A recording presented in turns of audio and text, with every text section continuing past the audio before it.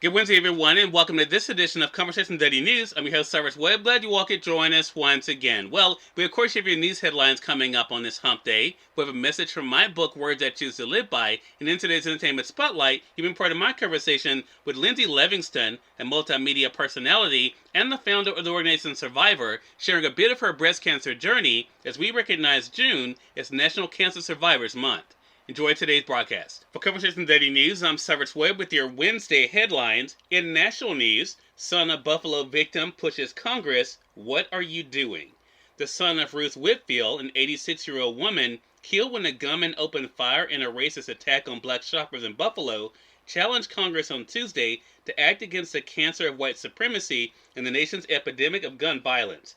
Garnell Whitfield Jr.'s emotional testimony comes as lawmakers are working furiously to strike a bipartisan agreement on gun safety measures in the aftermath of back-to-back mass shootings. 10 days after the shooting death of his mother and 9 others in New York, another 18-year-old gunman with a semi-automatic rifle opened fire in Uvalde, Texas, killing 19 school children and 2 teachers. What are you doing? You were elected to protect us, Whitfield Jr. told members of the Senate Judiciary Committee.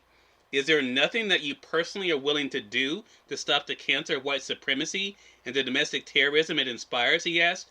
If there is nothing, then respectfully, senators, you should yield your positions of authority and influence to others that are willing to lead on this issue. The hearing is the first of 2 this week, as families of the victims and survivors of the mass shootings in Buffalo and Uvalde appear at public hearings and events on Capitol Hill to show the human toll of America's gun violence and urge Congress to act. Pressing for a deal, President Joe Biden met Tuesday with Senator Chris Murphy, a key Democratic negotiator who has worked most of his career trying to curb the nation's mass shooting scourge after the heartbreaking slaughter of 20 children at Sandy Hook Elementary in his home state of Connecticut a decade ago. Murphy told reporters after the meeting that he was grateful to have an opportunity to update the president on the talks in the Senate. Obviously, we've still got work to do in the Senate, he said. Murphy said his goal is to try to get an agreement this week, but he added that Senate Majority Leader Chuck Schumer has been clear that we need some extra time to dot the I's and cross the T's that we will get it. On today, the House Oversight Committee is expected to hear from more victims' families and from a 4th grader who captured America's attention after she described covering herself in her dead classmate's blood and playing dead to survive the shooting rampage in Uvalde. The Senate hearing Tuesday focused directly on the white supremacist ideology that authorities say led to the 18-year-old gunman dressed in military gear to drive hours to a predominantly black neighborhood in Buffalo and live stream his violent rampage. In more national news, Yellen says inflation to remain high, hopes it's coming down.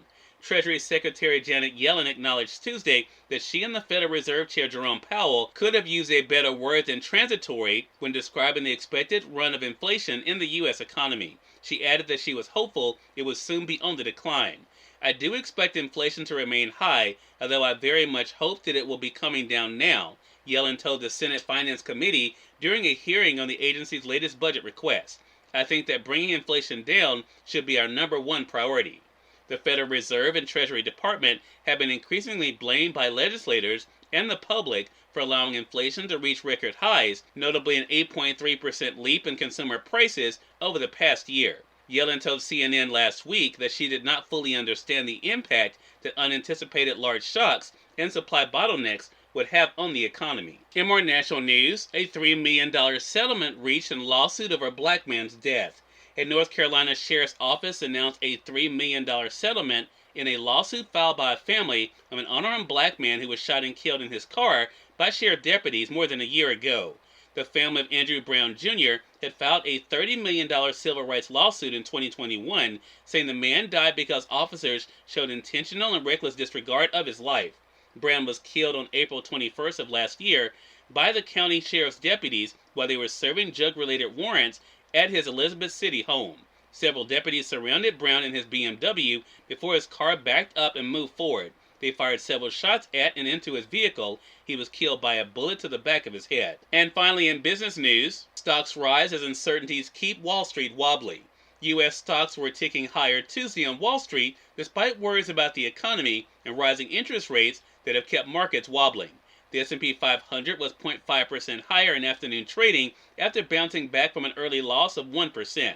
The Dow Jones Industrial Average was up 147 points, or 0.4%, at 33,060 as of the afternoon trading on Tuesday.